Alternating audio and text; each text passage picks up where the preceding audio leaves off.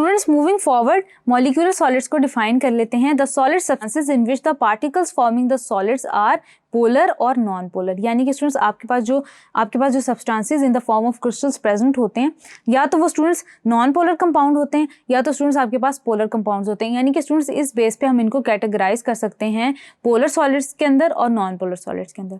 उसके अलावा स्टूडेंट्स हम क्या करते हैं कि हम नॉन पोलर और पोलर में इसलिए डिवाइड करते हैं स्टूडेंट्स कि आपके पास जो प्रिवेलेंट इंटरमॉलिक्यूलर फोर्सेज होती हैं वो दोनों की केसेस में क्या होता है, डिफरेंट हो जाती हैं। यानी कि स्टूडेंट्स आपके पास जितने भी पोलर सॉलिड्स होते हैं, पोलर मॉलिक्यूलर क्रिस्टल्स होते हैं, they constitute dipole forces, where as students जो आपके पास नॉन पोलर मॉलिक्यूलर सॉलिड्स आ जाते हैं या नॉन पोलर मॉलिक्यूलर क्रिस्टल्स आ जाते हैं, उनके दरमियान स्टूडेंट्स आपके पास weak forces of attraction present होती हैं, जिनको स्टूडेंट्स हम कहते हैं वैन डर वाल फोर्सेस। अब स्टूडेंट्स यहाँ पे क्या है आपके पास कि कार्बन डाइऑक्साइड है वो एक पोलर मॉलिक्यूलर क्रिस्टल की एग्जांपल है। तो स्टूडेंट्स आप उसमें देख सकते हैं कि आपके पास weak intermolecular forces of attraction कैसे एग्जिस्ट कर रही होती हैं मॉलिक्यूल्स के अंदर। उसके अलावा स्टूडेंट्स आप देख सकते हैं कि आपके पास कोवेलेंट बॉन्ड तो उनके अंदर इंटरमॉलिक्यूलर नेचर के अंदर एग्जिस्ट कर रही होती हैं। यानी कि स्टूडेंट्स जो आपके पास मॉलिक्यूलर क्रिस्टल्स होते हैं वो ज्यादातर क्लासिफाइड इस बेस पे हैं कि उनकी इंटरमॉलिक्यूलर फोर्सेस या इंटरमॉलिक्यूलर अट्रैक्शन जो है वो किस इंटेंसिटी की हैं। बिल्कुल इसी तरह स्टूडेंट्स आप अपने सामने देख सकते हैं कि आपके पास पोलर मॉलिक्यूलर क्रिस्टल्स हैं और नॉन पोलर मॉलिक्यूलर क्रिस्टल्स हैं। जो आपके पास पोलर मॉलिक्यूलर क्रिस्टल्स होते हैं स्टूडेंट्स उसका एक डेफिनेट अरेंजमेंट या डेफिनेट नेटवर्क होता है जो कि स्टूडेंट्स थोड़ा कॉम्पैक्ट होता है as compare to that of non polar molecular crystals, जिनका स्टूडेंट्स स्ट्रक्चर जो है वो कॉम्पैक्ट नहीं होता। जैसे कि students non polar molecular crystals की केस में जो एग्जांपल है आप आयोडीन की ले सकते हैं, जबकि स्टूडेंट्स पोलर मॉलिक्यूलर क्रिस्टल्स के अंदर आप एग्जांपल ले सकते हैं कार्बन डाइऑक्साइड की।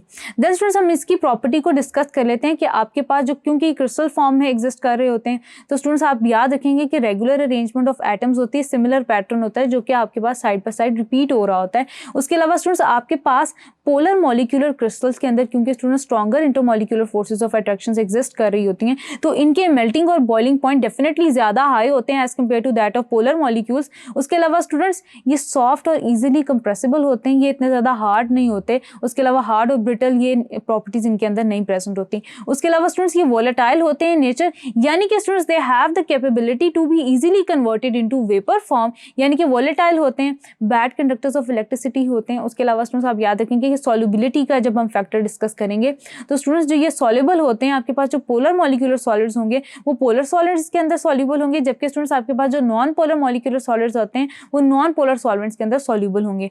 डेंसिटी इनकी कम होती है, क्यों? क्योंकि स्टूडेंट्स वीक अट्रैक्टिव फोर्सेस जो होती हैं वो मॉलिक्यूल्स के अंदर प्रेजेंट होते हैं। उसके अलावा स्टूडेंट्स ये जो लाइट होती है उससे ये ट्रांसपेरेंट होते हैं।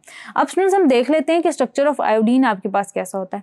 स्टूडेंट्स याद रखिएगा कि आपके पास आयोडीन गैसियस फॉर्म में और अपनी सॉलिड फॉर्म में डिफरेंट तरह से एग्जिस्ट कर रहा होता है। यानी कि स्टूडेंट्स जब अपनी गैसियस फॉर्म में एग्जिस्ट कर रहा होता है तो इसकी जो आपस में डिस्टेंस होते हैं मॉलिक्यूल के आपस में या बॉन्ड लेंथ जो होती है स्टूडेंट्स वो आपके पास ज़्यादा होती है एज कम्पेयर टू दैट जब स्टूडेंट्स इसका जो स्ट्रक्चर होता है वो अपनी कॉम्पैक्ट स्ट्रक्चर या सॉलिड फॉर्म के अंदर प्रेजेंट होता है। यानी कि स्टूडेंट्स हम ये कह सकते हैं कि आपके पास सॉलिड फॉर्म के अंदर जो आयोडीन है, आपके पास आयोडीन का जो क्रिस्टल है, मॉलिक्यूलर क्रिस्टल है, वो स्टूडेंट्स अपनी डेफिनेट फॉर्म में एग्जिस्ट कर रहा है। उसके अलावा स्टूडेंट्स अपनी मॉलिक्यूलर क्रिस्टल फॉर्म में एग्जिस्ट कर रहा है। उसके अलावा स्टूडेंट्स हम एक और बात याद रखेंगे इसके केस में पर्टिकुलरली के स्टूडेंट्स आपके पास जो आयोडीन होता है इसका स्ट्रक्चर भी स्टूडेंट्स आपके पास क्यूबिक होता है। डायमंड का स्ट्रक्चर भी आपके पास स्टूडेंट्स फेस सेंटर्ड क्यूबिक होता है। तो ये स्टूडेंट्स आपके पास नेचर ऑफ आयोडीन के स्ट्रक्चर ऑफ आयोडीन आपके पास कैसा है। आगे चलते हैं स्टूडेंट्स, डिस्कस करते हैं मेटालिक सॉलिड्स को थॉरली। Thank you.